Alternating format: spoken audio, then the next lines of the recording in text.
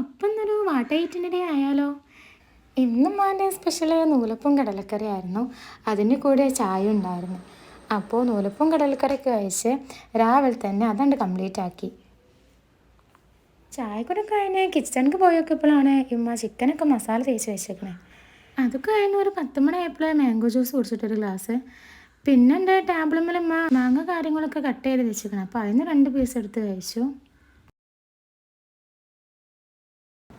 Lunch ഇപ്പോൾ 1 മണിക്കാട്ടോ കഴിക്കണത്. ഇന്നത്തെ റെസിപ്പീസ് ഇതൊക്കെയാണ്. അപ്പോൾ ലഞ്ച് ഇങ്ങനെ നല്ല കുശാലായിക്കാണ്ട് ആസ്വദിച്ച് കഴിച്ചു. ഈവനിങ് ഒന്ന് പഴംപൊരി മാംഗോ ജ്യൂസൊക്കെ ആയിരുന്നു. അപ്പോൾ അതൊക്കെ കഴിച്ച് കുറച്ച് കാഴ്ചകളൊക്കെ കണ്ടങ്ങനെ നിന്ന്. രാത്രി പിന്നെ ഒരു 8 മണിയൊക്കെ ആയപ്പോൾ ഞാൻ ഭക്ഷണം കഴിച്ചിരുന്നു. ഇന്നത്തെ സ്പെഷ്യൽ നെയ്ച്ചോറും ചിക്കൻ കറിയും സാലഡും അച്ചാറും അതൊക്കെ ഉണ്ടായിരുന്നു.